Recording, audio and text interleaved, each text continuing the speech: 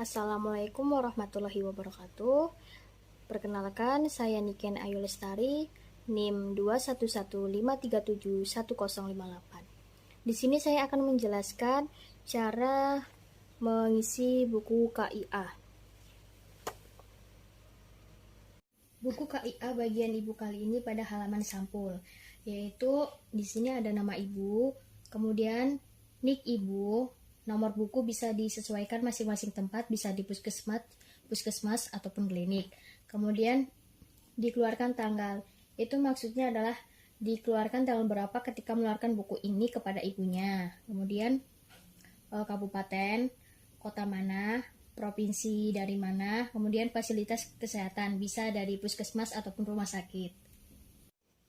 Nah, untuk ini namanya stiker P4K, yaitu program perencanaan persalinan dan pencegahan komplikasi. Stiker ini berguna untuk data ibu hamil untuk perencanaan persalinan dan pencegahan komplikasi. Nah, ini ditempel di depan pintu atau di jendela rumah. Dan sebelum itu harus sudah diisi terlebih dahulu. Ada nama ibu, bisa diisi namanya siapa, kemudian taksiran persalinannya itu kapan, kemudian penolong persalinannya itu misalnya bidan A, terus tempat persalinannya itu di mana, alamatnya itu di mana, kemudian pendamping persalinannya itu misalnya suami, transportasi itu sudah direncanakan sebelum waktunya, semisal pakai mobil. Kemudian calon pendonor darah. Calon pendonor darah ini itu harus dipersiapkan, yaitu dengan cek laboratorium itu. Kenapa? Biar tahu juga golongan darahnya apa. Pada bagian pengisian identitas ibu dilakukan pada pertama kali ibu kontak dengan petugas kesehatan, yaitu identitas ini wajib diberi foto. Kemudian diisi nama ibu, nama suami, nomor induk kependudukan. Untuk biaya untuk pembiayaan bisa BPJS atau umum. Kemudian nomor JKN itu berapa, vaskes tingkat pertama, vaskes rujukan mana, kemudian golongan darah apa, tempat tanggal lahir di mana, kemudian pendidikan, pekerjaan, alamat rumah harus lengkap, dan nomor telepon ini wajib diisi semua karena ini adalah identitas ibu. Selanjutnya puskesmas domisili mana, serta nomor register kohort ibu. Untuk halaman ini, ibu hamil bisa menulis tanggal dan tempat pelayanan. Contohnya di puskesmas di bagian sini. Kemudian untuk pelayanan standar yang harus didapatkan oleh ibu hamil itu harus dianamnesis, yaitu HPHT. HPHT-nya berapa, berat badan pertama kali datang itu berapa, kemudian tinggi badan berapa, IMT-nya itu berapa. Kemudian pemeriksaan pertama pada trimester 1 itu dilakukan penimbangan berat badan, ukur lila lengan atas, tekanan darah, periksa tinggi rahim, periksa letak dan denyut jantung janin, status dan imunisasi tetanus, kemudian konseling, screening dokter, tablet tambah darah, tes lab hemoglobin, tes golongan darah, tes lab protein urin, tes lab gula darah. Kemudian yang PPIA ini adalah HIV, HBsAg, dan juga sifilis ataupun hepatitis. Yang kalau diperiksa bisa dicentang saja, ataupun kalau tidak diperiksa bisa disetip.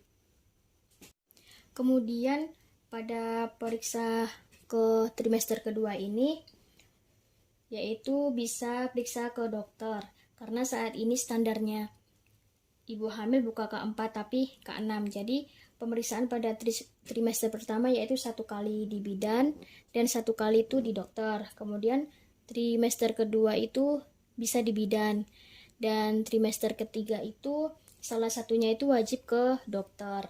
Jadi pemeriksaan dokter itu ada 2 kali, yaitu 1 kali trimester pertama dan 1 kali di trimester ketiga. Nah, jika ibu hamil kembali lagi untuk periksa, tanggal berapa ditulis saja dan ditulis parafnya saja.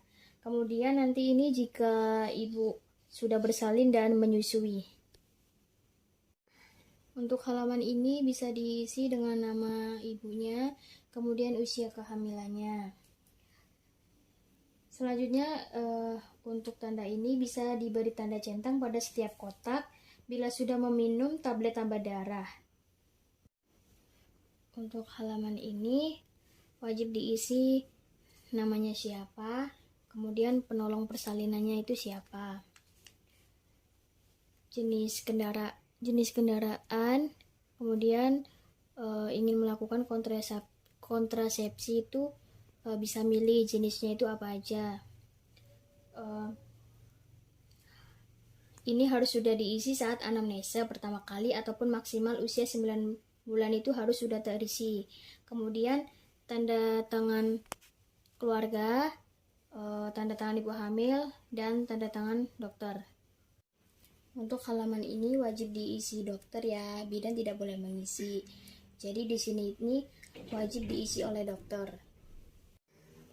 Untuk halaman ini yaitu bisa dilakukan pemeriksaan, yaitu pemeriksaan itu kurang dari 12 minggu. Nah, ini dilakukan pemeriksaan oleh dokter. Bisa dokter umum atau bisa dokter spesialis. Yang penting bisa USG. Hasilnya bisa ditempel di sini oleh dokter ya. Jadi bagian grafik peningkatan berat badan ini terlebih dahulu kita isi yang namanya BB prakehamilan. Misalnya kalau seandainya dia tuh kek, IMT prakehamilan kan kurang dari 18,5, maka dia wajib berat badannya itu 12,5 sampai 18 kg. Kalau yang normal itu yang block pink, yang kedua ini. Kalau yang tanda yang strip pink ini, dia yang agak obes atau agak gemuk. Kemudian kalau dia sudah obes, misal IMT-nya itu lebih dari 30, maka dia normalnya rekomendasi peningkatan berat badan itu selama hamil 5-9 kilo aja.